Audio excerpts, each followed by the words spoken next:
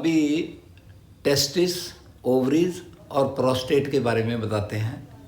जैसे टेस्टिस जो है ये मेल में होते हैं और ओवरी जो है ये फीमेल में होती है।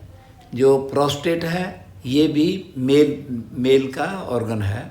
और जैसे प्रोस्टेट है ये मेल में यूरिन को कंट्रोल करने के लिए ये काम करता है और ये सीमन बनाता है। नंबर 2, जो टेस्टिस और ओवरीज हैं ये मेल और फीमेल की हैं। इनके लिए पिट्यूटरी ग्लैंड के अंडर हैं ये दोनों। पिट्यूटरी ग्लैंड इनके लिए FSH हार्मोन बना के टेस्टिस को और ओवरीज को सप्लाई दे के उनसे जैसे टेस्टिस से स्पर्म बनवाता है और ओवरीज से ओवम तैयार होता है, जिससे एग्स, जिनको एग्स भी बोलते हैं, वो एग्स जो हैं वो कंसेप्शन के लिए लेडीज़ में ओवरीज ठीक रहना, फैलोपियन ट्यूब्स को साफ रहना, यूट्रस का साफ रहना, ये सारा बहुत ज़रूरी है। क्योंकि वैसे जैसे जो लेडीज़ में ब्रेस्ट और यूट्रस है उसके लिए पिट्यूटरी ग्लैंड सेपरेटली एक ऑक्सीटोसिन हार्मोन बनाता है, जिससे ब्रेस्ट और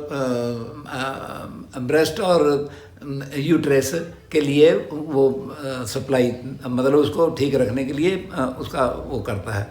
तो जो टेस्टिस है ये इसमें इसकी जो है ये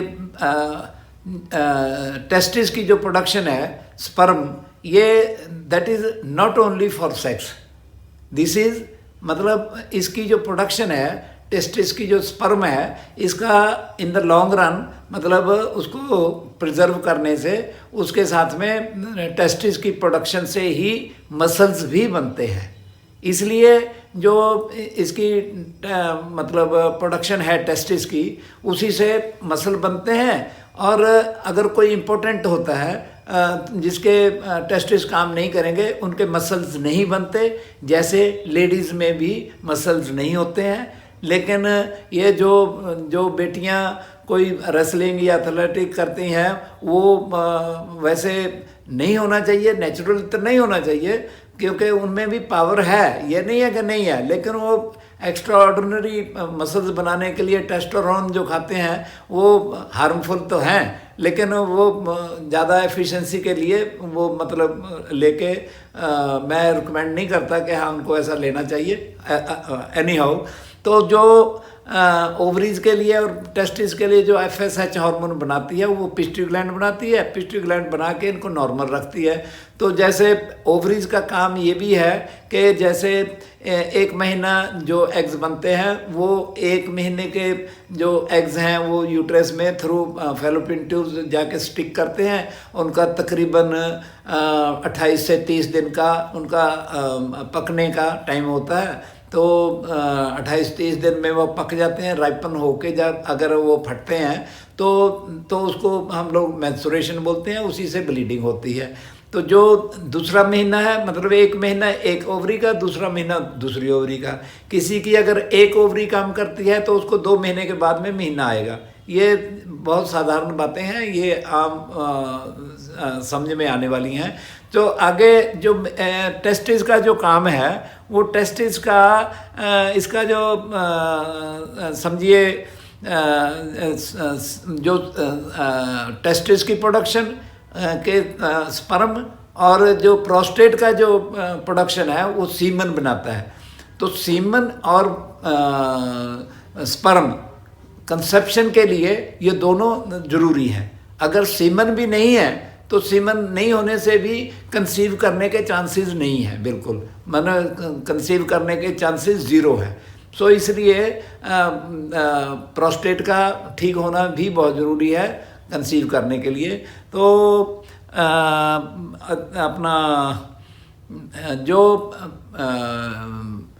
अपना टेस्टिस का जो प्रोडक्शन है इसको अगर हम प्रिजर्व करते हैं, ज़्यादा प्रिजर्व करते हैं, तो इसमें हमारे चेहरे का ग्लो अच्छा होता है और जैसे ब्रह्मचर्या जो करते हैं उनके तेज से ही, उनका तेज मतलब उनके चेहरे को देखने से ही पता चलता है कि हाँ ये मतलब क्योंकि अगर ओवर सेक्स करते हैं तो उसमें ज़्यादा वीकनेस होती है, उसी में अगर बहुत ज़्यादा करते हैं तो उनमें कन्वल्शन आने लगती है, फिट पड़ने लगते हैं। जैसे कोई छोटी उम्र में कोई ज़्यादा अब्यूज़ होता है, मतलब कोई हाथ से कोई स्पर्म को डिस्टर्ब करते हैं, तो वो बात मेरे को नॉलेज में आया है। मैं कई बहुत पहले ऐसे बच्चों को जो 12-13 साल के, 14 साल के, 15 साल के हैं, जो मतलब स्पर्म वेस्ट करते हैं किसी तरह भी, तो उनको फिट्स पड़ते हैं। उनको फिट्स ठीक करने के लिए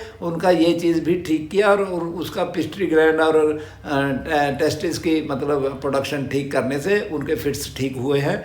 तो मतलब जो उससे जैसे मैं बताया कि मसल्स बनते हैं, अगर उसको हम वेस्ट करते रहेंगे तो मसल नहीं बनते हैं। इसलिए जो पहलवान हैं वो ब्रह्मचर्या मतलब ग्रहण करते हैं, चर्या रखते हैं, तो वो ठीक रहते हैं, उनका मसल्स स्ट्रेंथ होती है। और तकरीबन इन चीज़ों में मेरा ख्याल और कोई ज़्यादा डिटेल नहीं है, ये तीनों चीज़ों में इतना ही है तकरीबन। तो डॉक्टर साहब, आप जैसे प्रोस्टेट के बारे में बता रहे हैं, तो प्रोस्टेट का एक्चुअल फंक्शन क्या है अपार्ट फ्रॉम कंसेप्शन? हाँ, प्रोस्टेट का एक्चुअल और भी क्या फंक्शन है? कुछ और भी फंक्शन है? हाँ, इसका फंक्शन जो सीधा सीधा है, बचपन से लेके बुढ़ापे तक जो प्रोस्टेट है अगर ठीक है तो ठीक का मतलब है उसका साइज ठीक है, तो ये यूरेथ्रा को दबा के रखता है। दबा के रखने से मतलब जैसे यूरेथ्रा है, पाइप है, हमारा यूरिन पाइप है, वो उसको दबा के रखने का काम है।